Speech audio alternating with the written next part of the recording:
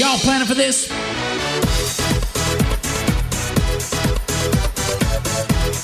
Hello, everyone. Welcome to another episode of Reading Time with Jarvis. Over my career, I've read some 300 business books. And in this podcast, I pull out some of my favorite books, some of the books that had the most actionable steps, books that I recommend that you read, or at a minimum, take the action steps that I described. Today's book, The Tipping Point by Malcolm Gladwell, How Little Things Can Make a Big Difference, is a book that I read early in my career, and it's actually how I discovered legendary financial planner Tom Gow.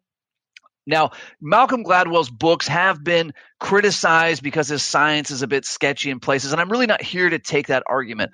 The argument that I want to take, or the point that I want to bring out, is that in his book, Gladwell looks at the top performers, the highest performers in an assortment of industries, and notices that it's not that they were endowed with some superhuman skills, but that they did those little things that put them ahead of everyone else. He spends quite a bit of time in this book highlighting Tom Gow, who I had the privilege to learn from for, I believe, 7 years from what was then called $1 Million Producer, what's now called the Academy of Preferred Financial Advisors.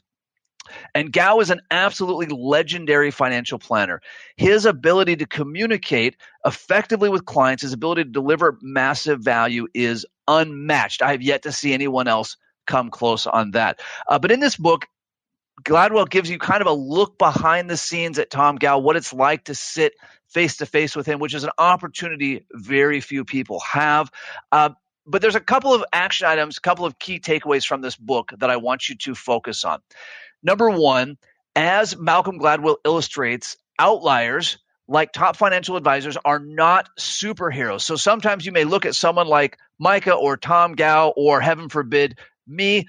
I don't consider myself even for a second as a superhero. And it's easy to say, oh, they got to this level of success because they were naturally gifted or something like that. The reality is all successful people got incredibly good at just a couple of things. For financial advisors specifically, get incredibly good at communicating massive value. Tom Gow knew everything there was to communicate as effectively. And despite his list of personal failings, his ability to communicate with a client was unmatched. Action item number two, related to that, you've got to find every skill you can or every resource you can for becoming a master communicator. Gladwell points out a couple of these in his book, but it's worth researching again. When you meet top advisors, how do they communicate? How do you feel when you talk with them? How do they interact with a client? What are the words they say? A very small example that I've been using a lot lately. There was an expert in our industry, and he said, hey, when your clients come in or your prospect comes in, always lead with, do you have any questions? And that's great to lead with that, but it's not 100% there. What would be 100% there is, Mr. or Mrs. Client, what questions or concerns have you thought of since we last met?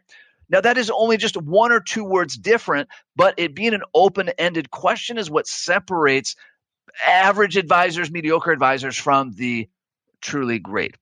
Action item number three, always remember the third rule of success, which is do what works. Not do what sounds good, not do what has been being presented on the stage, not do what sells the most books, but do what really works. I reached out to Tom Gow and I joined his program because I wanted to know exactly what it was that he did. Now, I had sworn to myself because I borrowed the money to go to his program on a credit card of all terrible places. I told myself, hey, whatever Tom Gow tells me to do, if he tells me to wear purple suits with pink underwear, then that's what I'm going to do because I'm going to mirror his success. Same goes for this podcast, or if you're reading Sten Morgan's book or any other wildly successful advisor.